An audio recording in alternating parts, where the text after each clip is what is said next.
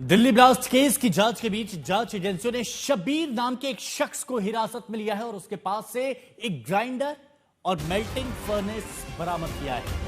अब खबरों के मुताबिक शब्बीर के घर पर मेल्टिंग फर्नेस और ग्राइंडर मुजम्मिल लाया था और उसे कुछ दिनों के लिए घर पर रखने को उसने कहा था।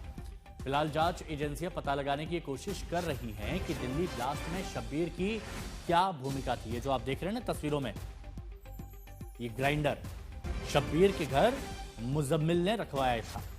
अब जांच एजेंसियां जैसे कड़ियों को जोड़ रही हैं, तो जांच एजेंसियां ये भी पता लगाने की कोशिश कर रही है कि शब्बीर की क्या भूमिका थी इसमें।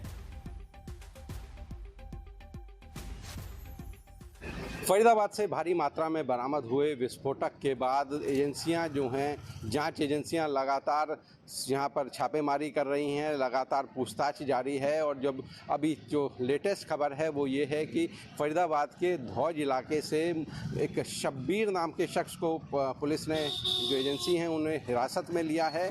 और आपको मैं दिखा दूं कि ये जो घर दिखाई दे रहा है मेरे दाएं तरफ, ये शब्बीर का ही घर है जिसे जांच एजेंसियों ने हिरासत में लिया है, पूछताछ के लिए लिया है।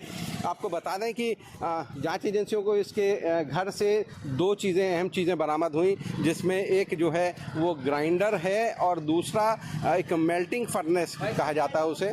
और इनका जो इस्तेमाल है वो उसके बारे में बताते हैं कि जो ये यूरिया है उससे रिफाइंड जो क्वालिटी का विस्फोटक बनाने में इसका इस्तेमाल किया जाता था। तो ये दो चीज़ें बरामद की गई हैं।